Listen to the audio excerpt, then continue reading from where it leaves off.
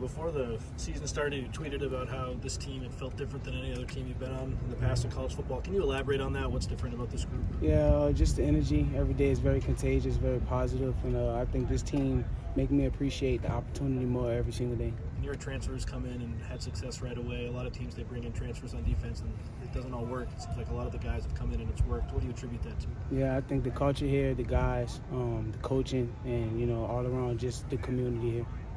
You said on it was only USC just before the LSU game that was, I think, the only team that one of the only schools that hadn't offered you that you wanted. How did that kind of motivate you in that game, and why did that hit as hard as it did? Yeah, it just hit it hard because my past, being from Louisiana, things like that. So I just had the mindset of whatever team will put me in the best position to compete against them, that would be the school for me.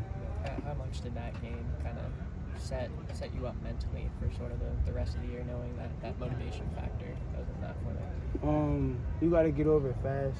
So, it was good for preparation, and then after it's over, you got to move to the next team. So it was nice in the moment, though. Having played a couple of games now, what stands out to you about Coach Lynn's defense and why it's so successful?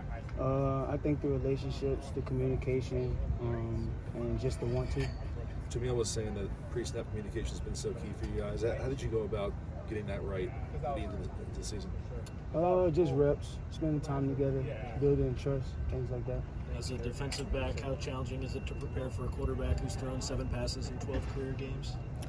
It's very, but beyond stats, guys just like us practice, they watch film, they prepare at a high level, so you got to respect their game as well.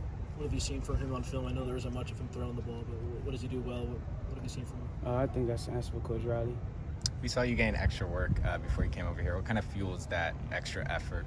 Yeah, just making sure I'm prepared, not being a victim of my preparation, and just trying to stay in the moment. Danton talked about Kamari being in his second year and him helping with the communication. What have you seen from Kamari just in terms of getting you guys on the right page and in the defensive backfield? Yeah, general. That's really all I can say. He did a good job. Great job. How's your preparation been like for the big house, 100,000 people? I'm excited. We all excited to play in the big house. Just for me personally, it's a very traditional school stadium, so we're ready to go play there. Defensively, it's been so good so far. What did you guys try to improve on during the bye week? What are you working on? Just reflecting,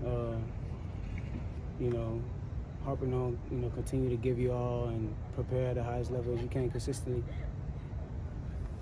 Thanks, Grady. Thank you.